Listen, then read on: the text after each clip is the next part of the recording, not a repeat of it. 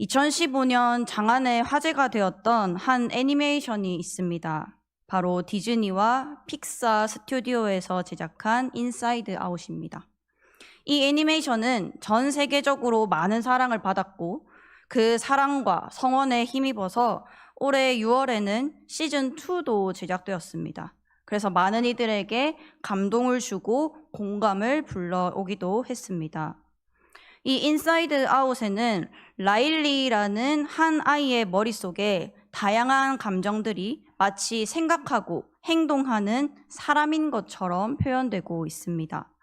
여기에는 기쁨이, 슬픔이, 버럭이, 까칠이, 소심이가 등장하고요. 시즌2에는 불안이, 당황이, 따분이, 불업이 이렇게 추가되어서 이 주인공인 라일리가 행복하도록 돕고 있는 것을 보게 됩니다. 여기서 여러 감정들의 생각과 또 주장들이 부딪히다 보니까 서로 싸우기도 하고 또 위기를 겪기도 합니다. 이러한 굴곡 속에서 바로 리더 역할을 해내는 감정이 있습니다. 벌써 나왔네요. 네, 이 기쁨이라는 캐릭터입니다. 이름이 기쁨이지만 다양한 감정들의 생각을 공감해주고 또 그들 간의 문제를 해결해 나가면서 어쨌든 해피엔딩으로 만들기 위해서 노력하는 이 기쁨이의 모습이 조금은 안쓰럽기도 하고 쟤는 기쁨이라면서 속으로 슬프지도 않나? 라는 생각이 들기도 합니다. 이렇게 라일리 속에 있는 이 기쁨이 그리고 우리 각자 머릿속에 있을 그 기쁨이 또 조금 더 나은 삶을 살고 싶어하는 우리들의 본성이 사람을 행복하도록 도와주는 그런 역할을 할 수도 있습니다. 하지만 우리가 세상에서 만나는 이 기쁨이라는 감정은 지속되기가 어렵습니다. 또 한계가 있습니다. 감정이라는 것은 하나님께서 우리를 창조하실 때 주신 귀한 선물이고 또 우리에게 나타나는 자연스러운 것입니다. 그러나 세상을 살아가는 우리는 우리가 조절할 수 없는 이 감정에 나의 기분과 생각이 지배당하기도 합니다. 또한 이 감정을 주체하지 못해서 일어나는 여러 가지 범죄들과 또한 사건들은 얼마나 이 시대에 많은지 헤아리기 어려울 정도입니다. 여러분들은 언제 기쁘십니까? 기쁨은 우리 모두가 원하고 또 갈망하는 감정입니다. 인생에서 기쁨을 경험하는 순간 우리는 삶의 의미를 깨닫기도 하고 어려움을 이겨낼 힘을 얻기도 합니다. 하지만 이 기쁨은 조건과 상황에 따라서 변하기도 하고 때로는 예기치 못한 어려움이나 또 실망으로 인해서 쉽게 사라질 때가 많이 있습니다. 세상에서 우리가 경험하는 이 기쁨은 순간적이고 일시적인 경우가 많은 것입니다. 우리가 삶에서 겪게 되는 물질적인 성공, 그리고 건강, 또 관계에서 오는 이런 기쁨은 우리에게 잠시나마 만족을 줄 수는 있지만 시간이 지나면 다시금 불안과 또 기쁨에 대한 갈망이 찾아오기 마련입니다. 하지만 오늘 함께 읽은 이 스바냐서에서 말하는 이 기쁨이라는 것은 어떠한 형용사가 필요하지 않은 기쁨, 절대적인 기쁨을 하나님께서 우리에게 약속하신다고 말씀하십니다. 이것은 우리의 외적인 조건이나 또 환경에 따라서 변하는 그런 기쁨이 아니라 절대 변하지 않는 완전한 기쁨인 것이고 또한 하나님의 구속과 또한 하나님의 임재 안에서 누릴 수 있는 영원한 기쁨입니다. 하나님께서 주시는 이러한 기쁨은 우리가 세상에서 찾을 수 있는 기쁨과는 차원이 다른 기쁨입니다. 이것은 우리의 삶을 변화시키기도 하고 하나님 안에서의 진정한 평안과 또한 만족을 찾을 수 있도록 우리를 이끌어주기도 합니다.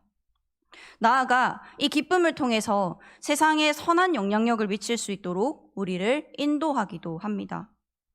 오늘 함께 이 하나님이 주신 이 형언할 수 없는 기쁨이 무엇인지 그리고 그것이 우리 삶에 어떠한 영향을 미치는지 나누어 보고 그 기쁨 속에 살아가기로 결단하는 이 시간이 되기를 간절히 소망합니다.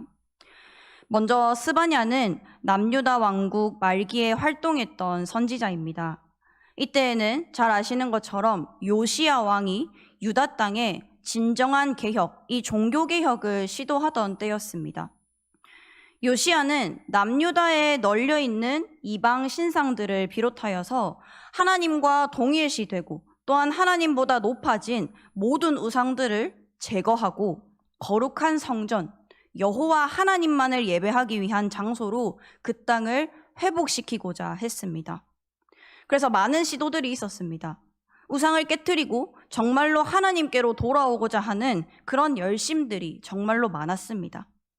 그러나 전체적으로 이 백성들은 이미 너무 멀리 하나님을 떠난 이후였습니다. 우상숭배가 그 백성들의 삶 깊숙한 곳에 자리 잡혀 있었던 것이었습니다.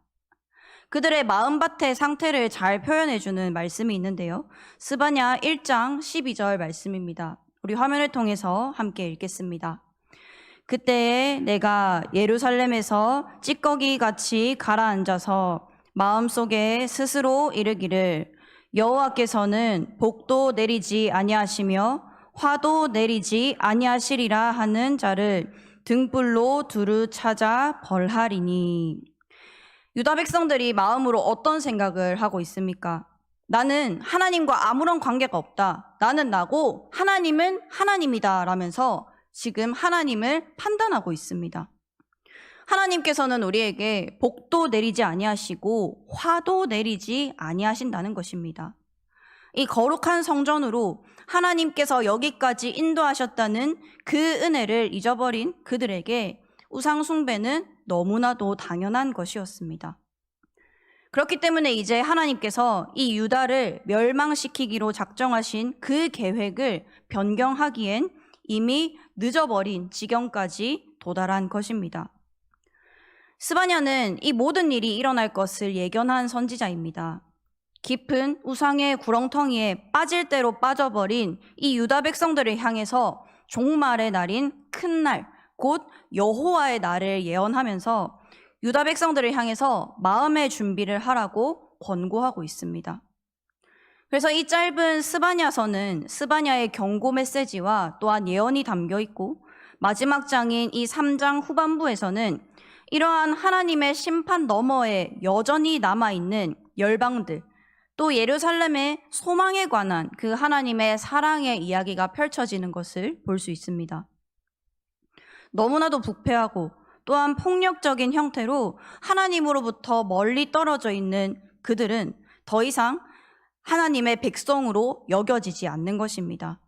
또한 3장 8절에 보시면 여호와께서 질투의 불을 내리셔서 온 땅이, 즉 이방 나라들과 예루살렘을 포함한 모든 나라가 하나님 앞에서 소멸될 것이라고 분명히 말씀하고 계십니다.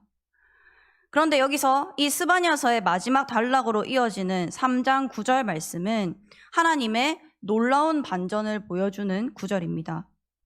우리는 여기서 하나님의 이 심판에 타는 불이 사람들을 그저 멸망시키기 위한 것이 아니라 오히려 열방을 정결하게 하시기 위한 것임을 발견하게 되는 것입니다. 그리고 예루살렘까지도 말입니다. 하나님께서 반역하는 나라들을 치유하시고 또한 변화시키셔서 하나의 가족이 되게 만드시겠다는 것입니다. 정결하게 된 그 백성들은 악으로부터 돌이켜서 여호와의 이름을 부르게 될 것입니다. 하나님을 찬양하게 될 것입니다. 이 모습들은 하나님께서 아브라함에게 약속하신 이 약속의 성취를 암시하기도 합니다. 창세기 12장에서 모든 민족이 그로 인해 복을 받을 것이라고 하신 그 약속 말입니다. 모든 민족 가운데서 이 예루살렘이 회복될 때에 하나님은 이 회복된 도성에서 하나님의 자비로 인해서 낮아지고 겸손하여지고 또 변화된 이 신실한 남은 자들과 함께 거하시면서 그들에게 노래하며 기뻐하며 즐거워하라고 말씀하고 계십니다. 이들이 경험하는 기쁨은 구원에 대한 기쁨이고 또한 하나님의 임재에 대한 기쁨이요, 또한 그리고 회복시키시는 하나님에 대한 기쁨을 말하고 있습니다. 먼저 14절에서 너희는 크게 기뻐하며 즐거워하라고 선포합니다. 이 기쁨은 단순히 그 감정적인 기쁨이 아닙니다. 이스라엘 백성들은 그동안 죄와 또한 불순종으로 인해서 하나님의 심판을 받을 처지에 놓여 있었습니다. 굉장히 절망적인 삶이었던 것입니다. 그러나 하나님은 그들에게 구원의 약속을 허락하십니다. 하나님 앞에서 신실하게 남은 자들, 즉 하나님을 다시 바라보고 하나님을 다시금 찬양하는 그들에게 세상이 줄 수 없는 그 구원의 기쁨으로 그들을 만족하게 하신다는 것입니다. 그 구원의 기쁨은 변화하는 환경이나 상황에 의존하지 않고 하나님이 그들의 죄를 용서하시고 또한 구속하시겠다는 그 하나님의 약속에서 비롯된 것입니다. 이러한 이 하나님의 구속의 기쁨은 우리가 이 예수 그리스도의 십자가에서 보여주신 하나님의 구속의 은혜에서 시작된 것입니다. 하나님은 죄인인 우리를 구원하시기 위해서 독생자 예수 그리스도를 보내주셨습니다. 그리고 그 구원자 예수 그리스도의 죽음과 또한 부활을 통해서 우리가 죄를 용서받고 또한 구원받을 수 있는 그 완전한 길을 우리에게 열어주셨습니다. 따라서 우리 신앙의 가장 큰 은혜, 사람들이 이 땅에서 자신의 이름을 드러내려고 하고 그렇게 발버둥치며 살아가고 있지만 그 무엇도 채워줄 수 없는 이 구원의 기쁨, 이 구속의 기쁨을 우리가 진심으로 받아들일 때에 우리의 삶은 반드시 변화하게 될 것입니다. 죄와 죽음에서 구속받은 우리는 이제 하나님과의 관계를 회복하고 그 안에서 기쁨을 경험할 수 있게 되는 것입니다. 예수님께서는 요한복음 15장 11절에서 이렇게 말씀하셨습니다. 우리 화면을 통해서 함께 읽겠습니다. 내가 이것을 너희에게 말한 것은 내 기쁨이 너희 안에 있고 너희 기쁨이 충만하게 하려 함이라. 아멘. 예수님의 이 놀라운 구속의 역사는 단순히 우리의 죄를 용서하는 차원을 넘어서는 것입니다. 우리가 용서받았다는 이 감정의 변화 혹은 기분으로 끝나는 것이 아니라 하나님이 주시는 진정한 기쁨을 누릴 수 있도록 하시는 일입니다. 이 기쁨은 세상 어느 곳에서도 찾을 수 없는 하나님께서만이 주실 수 있는 기쁨입니다. 그렇다면 우리는 이 구속의 기쁨을 어떻게 경험할 수 있을까요? 에베소서 2장 8절에서 사도 바울은 이렇게 말합니다. 너희는 그 은혜에 의하여 믿음으로 구원을 얻었나니 이것은 너희에게서 난 것이 아니요 하나님의 선물이라. 아멘.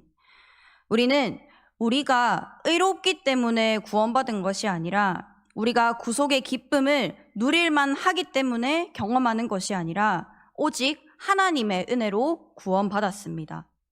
이 사실을 깨닫고 또한 감사하며 하나님을 생각하고 깊이 묵상할 때에 우리는 하나님께서 주시는 참된 구속의 기쁨을 누릴 수 있습니다.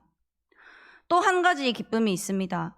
하나님께서 우리에게 주시는 기쁨은 하나님의 임재를 통해 경험하게 되는 기쁨입니다. 함께 읽은 말씀 15절에서 또 17절까지의 하나님은 우리 가운데 계시는 전능하신 하나님, 우리 가운데 구원을 베푸실 완전하신 분으로 묘사되고 있습니다. 그 하나님의 임재는 우리에게 평안을 가져다 줍니다. 그 평안의 근거는 15절에 보시면 하나님께서 그들의 형벌을 제거하였고 또한 원수를 쫓아내 주셨으며 이제는 이들이 화를 당할까 염려하는 두려움이 없어졌다는 것입니다. 이것이 바로 하나님께서 그들 가운데 계신다는 평안의 증거입니다. 이어서 16절을 보시면 내 손을 늘어뜨리지 말라라는 표현이 있습니다. 여호와의 날, 그 종말, 그날이 되면은 사람들이 예루살렘에게 이렇게 말한다는 것입니다. 시온아, 두려워하지 말라. 힘없이 팔을 늘어뜨리고 있지 말라. 마치 절망을 만난 것처럼 느슨한 상태로 있지 말라라고 말하고 있는 것입니다. 왜냐하면 하나님께서 그들과 함께 하시고 그들 가운데 거하시는데 그들의 팔과 또 다리에 힘이 없을 수가 없다는 것이죠. 하나님의 임재는 삶에 지쳐서 기운이 빠진 우리에게 힘과 능력을 공급해 주십니다. 우리가 이 인생길을 살아내면서 주저하게 되거나 또한 머뭇거리게 되는 이유가 무엇입니까? 우리가 하나님으로 인해서 온전히 기뻐하지 못하고 이렇게 감정에 휘둘리게 되는 이유가 무엇입니까? 우리는 하나님의 자녀로서 구속받은 하나님의 사람으로서 때로는 이 세상을 완벽하게 살아내야 한다는 강박관념이 우리에게 생기기도 합니다. 그런데 그렇게 힘을 내면서 살아가다 보면은 현실의 벽을 마주하게 되고 또한 한계를 만날 때가 있습니다. 그럴 때에는 우리가 오히려 이 하나님께서 주신 사명을 감당해내는 것이 너무나도 버겁고 너무나도 힘겨워서 그것들에 대해서 소홀한 모습들이 우리에게 종종 보이기도 합니다. 때로는 우리가 아무리 노력을 해도 또한 아무리 마음을 바꿔보려고 해도 좀처럼 변화되지 않는 이 안타까운 현실들을 보면서 하나님을 떠난 사람들과 같이 연약해진 모습들로 그렇게 살아가기도 합니다. 그러나 사랑하는 여러분, 우리가 이 힘겨운 인생길에서 우리가 모두 느낄 수는 없지만 하나님께서 이 이스라엘 백성들 가운데 거하듯이 우리 가운데 함께 하시겠다고 약속하셨습니다. 하나님의 임재가 이 이스라엘 백성들에게 또한 우리에게 기쁨이 되는 이유는 하나님께서 우리를 지키시고 또 우리의 모든 고통을 이해하시며 우리를 마침내 구원하신다는 그 확신에서 비롯된 것입니다. 이사야 41장 10절 말씀입니다. 제가 읽어드리겠습니다. 두려워하지 말라, 내가 너와 함께함이라. 놀라지 말라, 나는 내 하나님이 됨이라. 아멘. 이러한 하나님의 약속을 믿고 답답한 현실 속에서도 우리가 하나님과 동행하며 나아갈 때에 그 하나님의 임재가 우리에게 만족과 기쁨을 주십니다. 하나님께 순종하여서 우리가 더욱더 낮은 자리, 그 깊은 자리로 나아갈 때에 우리는 하나님께서 주시는 형언할 수 없는 넘치는 기쁨을 허락하시는 것입니다. 하나님은 우리와 함께 하시며 또한 우리의 필요를 채워주시고 우리의 삶을 인도하십니다. 우리 함께 읽었던 말씀 17절 말씀을 함께 읽겠습니다. 너의 하나님 여호와가 너의 가운데에 계시니 그는 구원을 베푸실 전능자이시라. 그가 너로 말미암아 기쁨을 이기지 못하시며 너를 잠잠히 사랑하시며 너로 말미암아 즐거이 부르며 기뻐하시리라 하리라. 아멘. 하나님께서는 신실하게 남은 자들을 향하여 완전한 기쁨을 가져다 주십니다. 뿐만 아니라 하나님의 사랑의 마음을 이들에게 분명하게 표현하십니다. 마음이 가난한 자, 또한 약한 자, 부족하지만 하나님을 의지하며 그 발걸음을 내딛는 사람들, 그들을 향해서 너는 내가 기뻐하는 사람이다. 너로 인해서 내가 이 즐거움을 이기지 못한다라고 하나님께서 말씀하고 계십니다. 상처 입은 치유자라는 책으로 이름을 알린 헨리 나우엔이 쓴 춤추시는 하나님이라는 책을 제가 청년 시절에 선물 받아서 읽었던 기억이 있습니다. 오늘 말씀을 준비하면서 이 구절에서 나왔던 기뻐하시는 하나님, 그 기쁨을 이기지 못하여서 즐거이 외쳐 부르시는 하나님을 생각하니까 이 책이 다시금 떠올랐습니다. 하나님의 임재, 하나님이 우리와 함께 하시는 것, 하나님과의 그 교제 가운데 있다는 것은 우리가 그 하나님과의 단순한 그 일방적인 관계가 아니라 하나님의 권위를 우리에게 드러내는 그런 관계가 아니라 하나님과의 깊은 상호작용, 그 친밀한 관계 속에서 일어나는 모든 행위들과 모든 마음들을 말하는 것입니다. 하나님과 우리의 관계가 엄숙한 그 계약 관계 속에 있는 것이 아니라 하나님과 끊임없이 소통하고 마치 하나님이 춤을 추시는 것처럼 부드럽게 흐르며 하나님과 우리의 관계가 그 사랑으로 충만하다는 것을 이 17절 말씀을 통해서 나타나고 있습니다. 그리고 이어서 하나님께서는 우리에게 주시는 이 기쁨을 회복과 또한 치유의 기쁨이라고 말씀하십니다. 우리 3장 18절 말씀을 성경을 보시면서 함께 읽겠습니다. 내가 절기로 말미암아 근심하는 자들을 모으리니 그들은 내게 속한 자라. 그들에게 지워진 짐이 치욕이 되었느니라. 아멘. 하나님은 이스라엘 백성들의 아픔과 고통을 치유하시겠다고 약속하십니다. 내가 그들의 고통을 대신하여 너희를 위로하리라고 분명하게 말씀하십니다. 하나님께서 우리에게 주시는 이 치유와 또한 회복의 기쁨이 있다는 것입니다. 이스라엘 백성은 죄로 인해서 또한 불순종으로 인해서 고통과 절망 속에서 하나님의 회복을 기다리고 있습니다. 하지만 하나님은 그들의 아픔을 대신 짊어지시고 그들을 위로하시겠다고 선포하고 계시는 것입니다. 기독교인들뿐만 아니라 비기독교인들도 좋아하는 성경 구절이 있습니다. 여러 가지 성경 구절이 있는데요. 이 구절을 읽으면서 이제 진짜 나도 교회를 가볼래라고 말했던 제 친구도 있었습니다. 바로 마태복음 11장 28절 말씀입니다. 함께 읽겠습니다. 수고하고 무거운 짐진 자들아 다 내게로 오라. 내가 너희를 쉬게 하리라. 아멘. 사람들에게는 누구나 각자의 짐이 있습니다. 또한 이것을 덜어내고 싶어 하는 그런 간절한 마음들이 있습니다. 그래서 그 덜어주는 대상이 누구이든 간에 자신의 짐이 덜어진다면은 그저 믿어보겠다는 것입니다. 그런데 정말로 이 힘든 상황에 처한 사람들, 위로를 바라고 싶지도 않은 그 슬픔에 처한 이들에게 사실 이 말씀은 귓등으로도 들리지 않을 것입니다. 제가 신학대학원 입시 준비할 때 아주 신기한 일들이 많았습니다. 성경 공부를 정말 열심히 하던 저에게 청년 친구들이 이건 무슨 의미야? 예수님 왜 이렇게 말씀하셨어? 이건 무슨 일이야? 이건 무슨 의미야? 라고 저에게 이렇게 질문을 하는 것입니다. 근데 좀 귀찮기도 했는데 저도 그때 공부를 하고 있었으니 큰 어려움 없이 대답할 수 있었습니다. 그런데 더 희한한 일은 저에게 이 성경에 대해서 질문하는 것을 넘어서 저에게 사는 게 힘들다, 너무 괴롭다라고 대화를 요청하는 사람들이 많이 있었습니다. 이제 그럴 때는 사실 나도 너무 살기 힘든데, 나도 입시 준비하느라 너무 괴롭고 힘든데 그들의 이야기를 들으면 너무 답답하면서도 야, 우리 짐을 지워주시고 우리의 짐을 덜어내주시는 하나님이 계신데 왜 예수님께 안 나아가고 왜 나한테 나아오냐? 예수님께 나아가라. 말씀에 답이 있지 않냐? 기도해라. 말씀 봐라. 라고 제가 이렇게 말하고 싶었지만 정말로 괴로운 상황에 있는 사람들에게는 제가 선뜻 그렇게 쉽게 말하기가 어려웠습니다.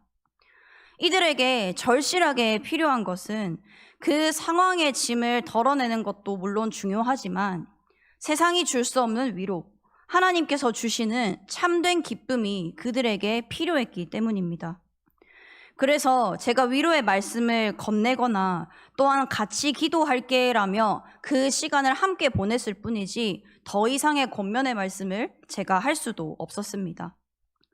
하나님께서 이 스바냐를 통해서 말씀하시는 마지막 날, 그 날에 우리에게 주시는 하나님의 회복은 우리의 내면을 치유하시는 것입니다. 인간의 본질, 그 감정에 휘둘리는 인간을 바꾸어서 하나님과 함께 노래하며 뛰어노는 기쁨인 것입니다. 하나님은 우리의 상처를 치유하시고 또한 우리를 회복시키시기 위해 끊임없이 일하시는 분입니다. 우리가 어떤 아픔과 또한 어떤 고통을 겪고 있다 하더라도 하나님은 그 모든 것을 알고 계시며 우리를 다시 세우시고 다시 회복시키십니다. 우리의 기쁨은 이 하나님의 회복의 약속 속에 있습니다. 하나님이 우리를 회복시키실 때에 우리는 더 이상 고통과 절망에 사로잡히지 않고 하나님의 임재 안에서, 그분의 충만한 임재 안에서 기쁨을 누릴 수 있게 됩니다. 이러한 하나님의 회복은 이스라엘 백성들의 죄와 또한 고난을 잊게 해주시는 것이 아니라 그 모든 고난을 넘어서서 그들에게 새로운 기쁨과 또한 새로운 소망을 주시는 것입니다. 하나님께서 그들의 상처를 치유하시고 그들이 다시 하나님을 찬양하며 기뻐할 수 있도록 이끌어 주시는 것입니다. 이것이 바로 하나님께서 허락하신 회복의 기쁨입니다. 우리의 삶에서도 마찬가지입니다. 때때로 인생에서 크나큰 상처를 입기도 하고 불완전한 모습으로 살아가는 것이 우리들의 삶입니다. 하지만 하나님은 우리를 회복시키시고 치유하십니다. 우리의 죄와 우리의 실패를 하나님께서 용서하여 주시고 우리가 다시 일어설 수 있도록 하나님께서는 우리의 손을 잡고 이끌어 주십니다. 하나님께서 우리의 상처를 아시고 우리가 다시금 하나님과 기뻐할 수 있도록 회복시켜 주시는 것입니다. 또한 19절과 20절에 보시면은 그 말씀 말미에 동일하게 반복되는 말씀이 있습니다. 칭찬과 또한 명성을 얻게 된다는 것입니다. 이 땅에서 우리는 칭찬과 명성을 얻기 위해서 살아가는 존재가 아닙니다. 하지만 주님을 그저 기뻐하고 믿음으로 또한 겸손하게 살게 될 때에 우리가 이 세상에서 칭송받는 일이 있습니다. 사도행전 2장 47절 말씀을 우리 화면을 통해서 함께 읽겠습니다. 하나님을 찬미하며 또 온 백성에게 칭송을 받으니 주께서 구원받는 사람을 날마다 더하게 하시니라. 아멘. 이들은 세상에서 칭찬받으려고 애쓴 적도 없고 그들의 이름을 크게 하려고 세상에 널리 알리려고 몸부림친 적도 없습니다. 하지만 하나님께서 그들을 구원하시고 하나님을 찬미했을 때에 즉 하나님의 이름을 부르고 높였더니 하나님의 이름만에 그 소망을 두었더니 칭찬과 명성이 자자한 그런 사람들이 되었다는 것입니다. 이것이 구원받은 성도들의 삶입니다. 하나님을 사랑하고 또한 이웃을 사랑하면서 그렇게 살아가면은 우리는 당장에는 알지 못하지만 하나님께서 우리를 통해 역사하여 주시고 우리를 가장 선한 길로 이끌어 주신다는 것을 우리는 깨달아야 합니다. 이러한 삶이 우리가 이 세상의 그 어떠한 단어로도 표현할 수 없는 기쁨이 넘치는 삶이라는 것입니다. 그렇게 하나님을 경험하고 또한 하나님을 증언하는 삶이 되고 이 땅에 하나님께서 역사하신다는 것이 그렇게 증명될 수 있는 우리들의 삶이 되기를 소망합니다. 하나님께서 우리에게 주시는 이 기쁨은 단순한 감정적인 상태를 넘어서 하나님의 구속과 또한 하나님의 사랑에서 비롯되는 깊고도 온전한 기쁨을 의미합니다. 그렇기 때문에 스바냐는 우리로 하여금 이 신앙 앞에서 우리가 처해 있는 이런 문제들 앞에서 타협하지 않는 신실한 자, 남은 자가 될 것을 권하며 또한 격려하고 있습니다. 이 현대에서의 남은 자는 상황에 관계없이 자신의 신앙을 끝까지 지키고 승리한 자들을 의미합니다. 이 힘겨운 세상이라고 해서 하나님을 떠나거나 하나님을 멀리하거나 세상과 타협하여서 그 신앙의 계속적인 성장을 포기하는 모습을 보인다면 그 남은 자들의 대열에서 벗어날 수밖에 없다는 것입니다. 하나님은 우리에게 이 구속의 기쁨, 또한 하나님의 임재에 대한 기쁨, 또한 회복의 기쁨을 우리에게 충만하게 허락하십니다. 이 기쁨은 시대의 어려움과 또한 자신이 겪는 어려움 중에서도 심해의 깊은 그 고요함처럼 우리를 평안으로 이끌어 주십니다. 우리가 처한 상황이나 또한 환경을 넘어서 하나님을 바라보게 하시고 또한 하나님과 함께함으로 인해 찾아오는 그 세상 어떤 것으로도 대체할 수 없는 영원한 기쁨이라는 것입니다. 우리에게 주어진 이 구속과 또한 회복의 은혜를 날마다 기억하며 하나님과의 교제를 통해서 그 기쁨을 누리는 여러분이 되시기를 소망합니다. 하나님께서 주시는 이 형언할 수 없는 기쁨이 여러분들의 삶 속에 넘치게 되기를 기도합니다. 그리고 그 기쁨이 여러분들의 마음을 채우고 또한 세상 속에서 빛을 드러낼 수 있는 그러한 힘이 되기를 소망합니다. 이제 대입 수능이 8일 앞으로 다가왔습니다. 이제 다음 주 목요일인데요. 학생들이 수능 시험을 잘 치르기 위해서 그리고 학업의 증진을 위해서 여러 가지 방법들을 시도해 봅니다. 그 중에서 많은 이들이 사용하는 방법이 학원을 다니는 것입니다. 언제부터인가 학교에서의 그 수업, 교육은 조금 모자라서 학원에 많이 가더라고요. 그래서 며칠 전에 제가 어느 학원에 걸린 현수막을 봤는데 그 문구가 꽤나 인상적이었습니다. 얘들아, 여전할 것이냐, 역전할 것이냐.